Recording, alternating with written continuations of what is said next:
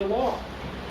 And you'll enter the land. You will take possession of freedom if you follow the... In other words, that God is saying that the law is for freedom. The law is for freedom. So let's see the next thing in reading number 26.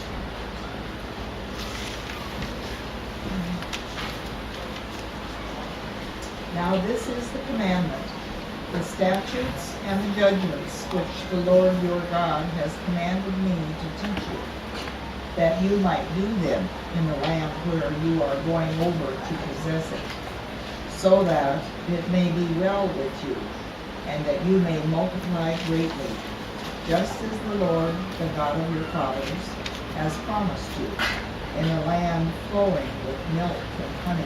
All right, so there explicitly says, just as the Lord your God has promised you. So that this law then is all of a piece with the promise to Abraham, and it's meant to further the promise.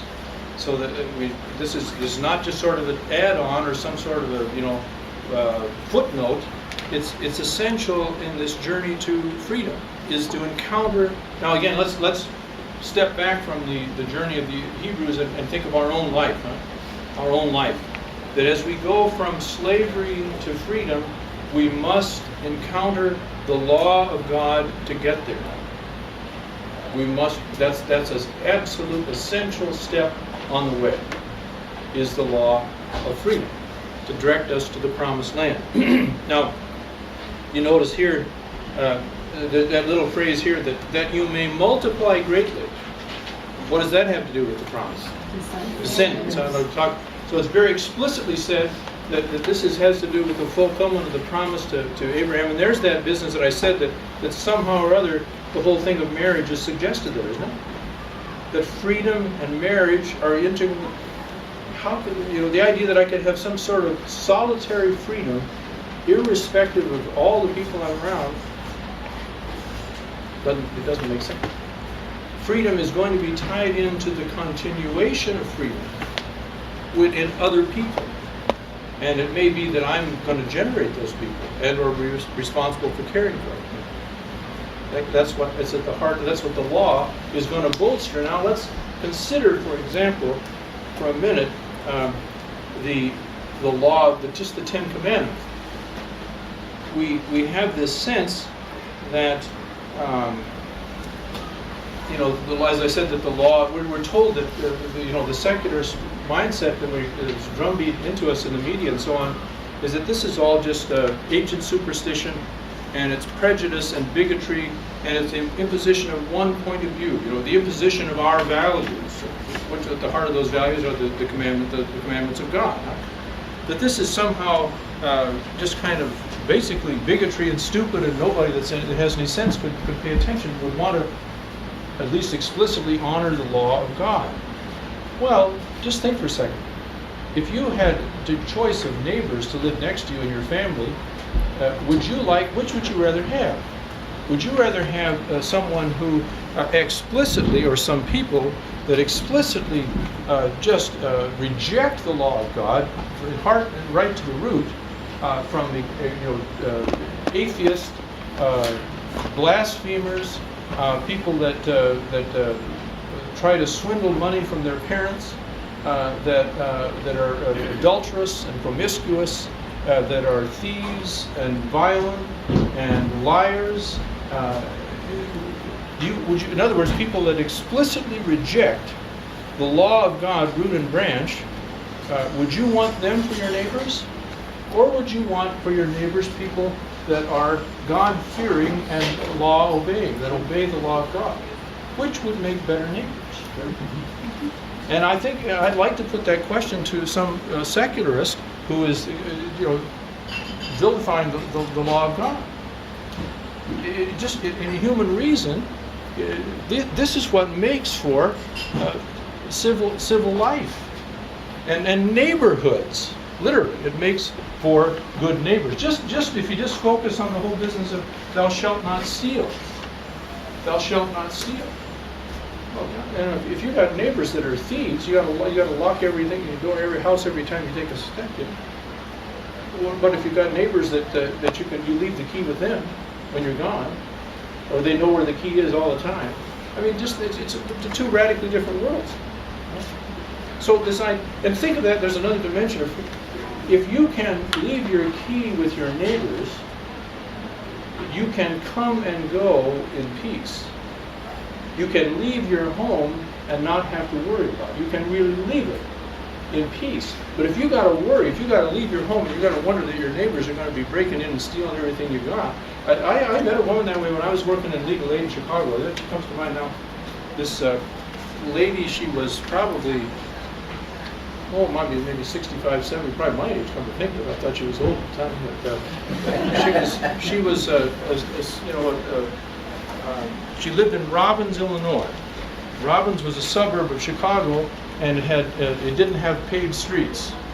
And it was always in the rankings of the suburbs of Chicago, the 165 or whatever there are, it was always the poorest suburb in Chicago. Absolutely, Robbins was notorious. I was over there, from time to time I worked, but and it also had the highest crime rates and the highest drug. It was just absolute disaster. Robbins was. Well, this very sweet, very nice lady, very sweet lady. She came. I figured what she was. I was in legal aid, so it was some kind of program that she was eligible for, and I was trying to help her. And I was asking. I just got to know her a little bit, and I said, you have any family there with you? No, my son is in Chicago Heights, and so I live alone. I said, well, do you have any people that come to see you? She says, no. She says, if I let them in my house, they'd just find out all the things I have to steal, and they'd come and rob me blind.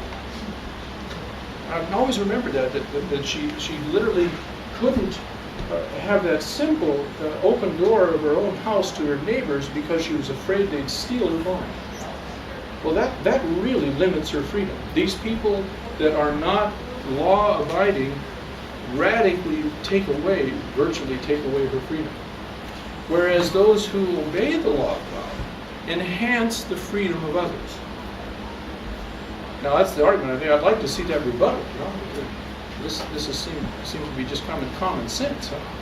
And the more deeply, to take it a step further, and that's the role of the prophets, which we're not going to pick up in these conferences, but the whole role of the prophets is to drive that law deep into the heart. Let me give you this example. If I have a 3-year-old son, let's say his name is Jimmy, and let's say we've lived out in Powell Butte, for example, near Bend, out on a ranch, and then we move into Bend, and we move to a house on 27th Street, which is on where the new St. Francis is. It's got about 4 lanes of traffic, a very busy street. So I take little Jimmy out there to the street, and I say, now, Jimmy, this is a little bit different from out in Powell Butte, isn't it? Yeah, boy, it sure is. We had all those fields, we just run and go, and it was fun out there. Can we go back to Powell? No, we've got to stay here. So now Jimmy says, I want you to listen to me. Jimmy, you see that street there? Never run in the street. Never, ever play in the street. Do you hear me? Yeah. I'm serious about this, Jimmy. I said, if you play in that street, if I ever hear that you run in that street, you don't know what's going to happen to you. You don't even want to imagine. You get me? Get my point? Yeah. Well, why did I do that?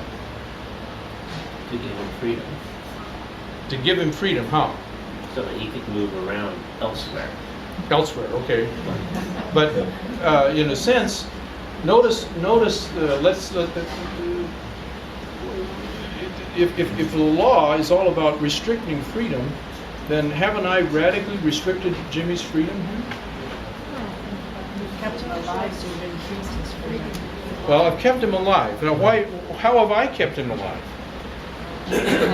I'm not going to stay there. I'm not going to stay there and patrolling that street all the time. You've given him responsibility. Did I don't know. I don't think I gave him responsibility at that point. I gave him something I put something in his heart very, very, very distinct. It's a very scriptural word too. Huh? Fear. I did, didn't I? I said, Jimmy, if I hear that you're in that street, there's going to be hell to pay. And notice, this is the voice of the Father implanted in the Son. And it's a voice that is deliberately meant to instill fear in the Son. Not so much fear of the street, which he doesn't really... See, that's the answer to the question, why did I do that? Because he's standing, he doesn't appreciate the dangers of the way. He doesn't appreciate the danger of the way. He can't. And so, I'm not going to try to get him to be afraid of the street so much as to be afraid of me. I want him to be afraid. Why do I want him to be afraid? So he won't play in the street. So he won't put himself in a situation where he could either be radically wounded or even killed. And if I didn't do that, as a father, would I be responsible? I'd be failing in my duty to him if I don't make him afraid of the way that he doesn't know. And notice again that the voice of the Father is the voice that is planted in the Son. Huh? And I want it to go not just up here on the, I don't want it to go in one inner ear and out the other. I want it to go down here in the heart. Right? Deep. Now, when Jimmy gets to be 18 years old, and let's say he goes to college, and he goes off to U of O or someplace like that, and he comes back at vacation, he's been away. Am I going to have to take Jimmy by the hand? By then he's probably that much bigger than me. My son Jimmy, I say, now Jimmy, here you are. Remember, I know you've been away at college and everything's different there, but here in Bend, never play in the street. You hear me? Am I going to have to do that? Why not? Well, he's alive. Does he appreciate the danger? Well, Sure. he knows the danger now, doesn't he? He has learned the danger that he absolutely couldn't appreciate when he was 3, but now he's lived long enough to appreciate the danger of the way. And so at the beginning, and when he's 3, the voice physically, where is the law? If I'm from Jimmy's point of view, looking up at me as his father, physically, where is the law? Right here in my mouth, right? I remember the story that Father Rick Paparini told about Archbishop Leveda in Portland. Father Paparini was a master of ceremonies and liturgy, and there was a big funeral, I think, for a bishop or something, and so he and Archbishop Leveda were going around about the details before the Mass, the day before, and he said, okay, well, at the end, I'll be there with the coffin, the Archbishop said, and so I'll incense the coffin. And Father Paparini says, well, no, Archbishop, you just incense the coffin. He says, well, I'll go ahead and sprinkle it as well. And Father Paparini says, well, where in the liturgy, in the instructions of the church, does it say that you do that? Where does it say that? And the Archbishop of Leveda says,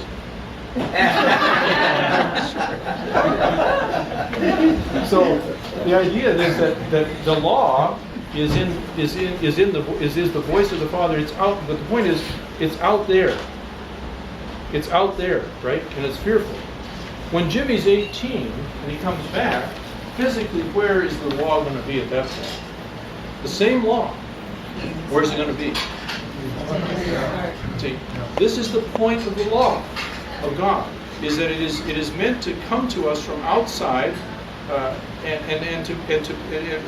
an alien law, literally, and one that is surrounded with fear, and it is then to be freely taken in and made my own law. So it's no longer, in a sense, the law of the Father. It is that, but it has now become my law, and that's what it is to be. In the Old Testament, it says again and again that the fear of the Lord is the beginning of wisdom. The fear of the Lord is the beginning of wisdom, and the fear of the Lord is celebrated throughout the Old Testament. But then when we get to the New Testament, in the letters of St. John, he says that there is no room for fear in love. Perfect love casts out fear.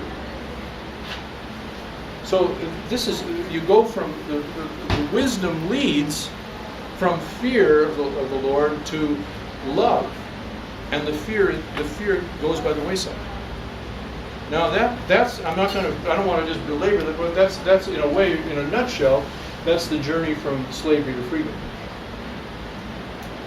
Love is the fullness of freedom. I obey the law. Let's say I'm the prodigal son, for example. I've come back to the Father. The Father gives me something tells me something to do. I will obey that because of the love I have for my Father, and He has taken me back. I don't do it because I'm afraid of it. I do it out of love. So that's the whole. And I think words being as important as I said they are, this word law is charged in our society. We need to kind of get our mind clear about it, because it's absolutely, indisputably, central aspect of this journey to freedom. Mount Sinai is a crucial part of the story of the Old Testament. So, one person in Burns, the very first time I gave this presentation last winter, went through all this rigmarole, and we've taken all this time, and one guy says, Bishop, he said, I've been thinking about what you said, and he said, it just reminds me of what I heard. It says that it took God, it didn't take God long to get the, wait a minute, I got to get this right, I got to make sure I say it right. This is absolutely perfect. It was easy for God to get the chosen people out of Egypt. The trouble was, get Egypt out of the people. And that's, in a nutshell, the reason for the 40 years. It's easy to get them out of Egypt. It's the devil of the thing to get Egypt out of the people. And that's the whole struggle for freedom, is that because Egypt is so deeply implanted in us, in the chosen people. So, there we are at the, let's see here. Let's conclude. I think we're ready. Are we ready? We're going to have dinner now, or what are we going to have next? Dinner at 7. So how much? We should be done now? We have 15 more minutes? Well, I don't think I'm... Let's just conclude this business of the law of freedom with reading number 28, first of all. He will love you and bless you and multiply you. He will also bless the fruit of your womb and the fruit of your ground, your grain, and your new wine, and your oil, the increase of your herd and the young of your flock in the land, which he swore to your forefathers to give you. So this is just the words just kind of cascading over and over about the renewal of the promise, right? The womb, the fruit of the womb, and the fruit of the ground.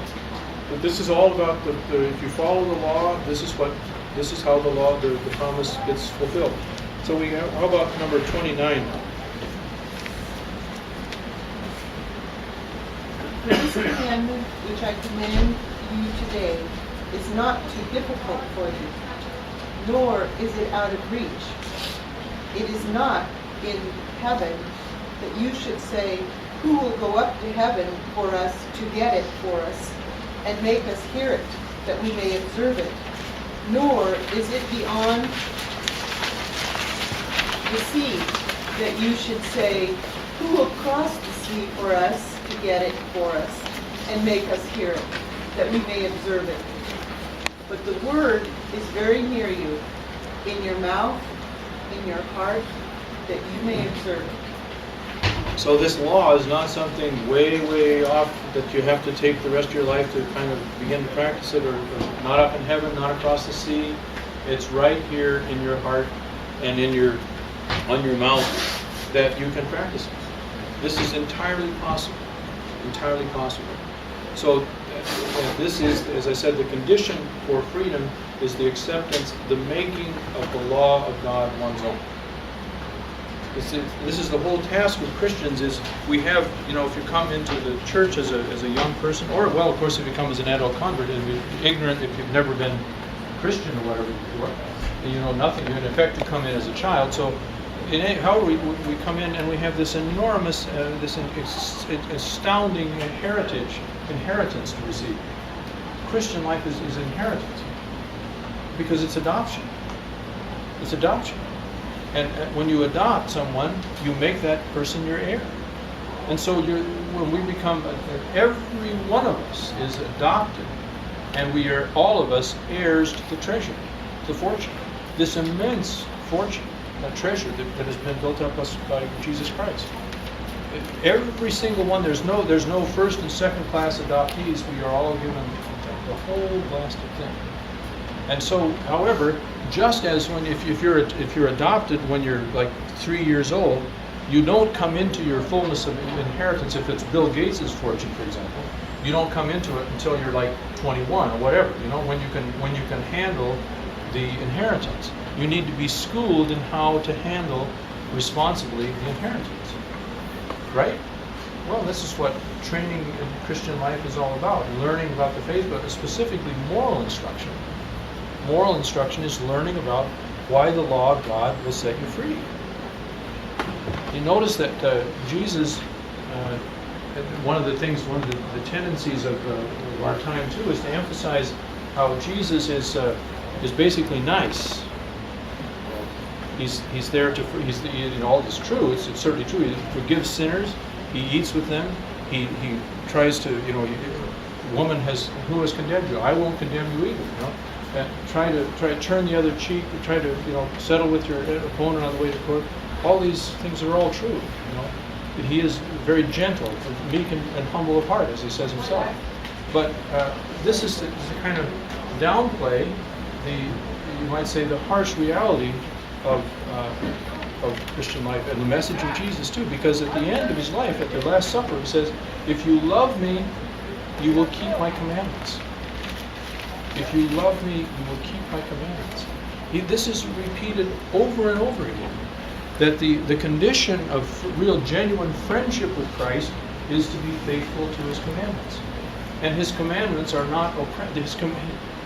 See, if we say that we don't have to take seriously the commands of Christ, we're back in the same situation of the Israelites, complaining. We're saying that no, that's oppressive. You're not. If you really insist on that, you're not really serious about our freedom, because we know better. We know a different way. We can take Jesus' message on all its gentleness and everything like that, but we don't need to pay attention to the commandments. That part we can dispense with. But Jesus, his words could not be clearer. Could not be clearer. That if you love me, you will keep my commandments. If you love me, you will keep my commandments. Now, we can appreciate that in the light of this journey of faith that I've just described. It's not something he just cooked up at the last minute at the Last Supper. This is all coming out of his life as a faithful Jew. He knows from experience the freedom that God gives, and he wants to give that freedom. But it's not just any old freedom, that it's specifically the freedom that sets us free, as St. Paul said. It is for freedom that Christ has set us free. So maybe having made this big pitch, you might say, for the importance of freedom, now we're at the point where we can, when we get together tomorrow, we can consider carefully the entrance into the Promised Land, and then, to my mind, the most interesting part of the whole story, which is at the end. And we'll see whether you agree that to me is absolutely and could not be more relevant to our situation today. So that's for tomorrow, and now I guess we have other things to do. So Thank you. thanks for your attention.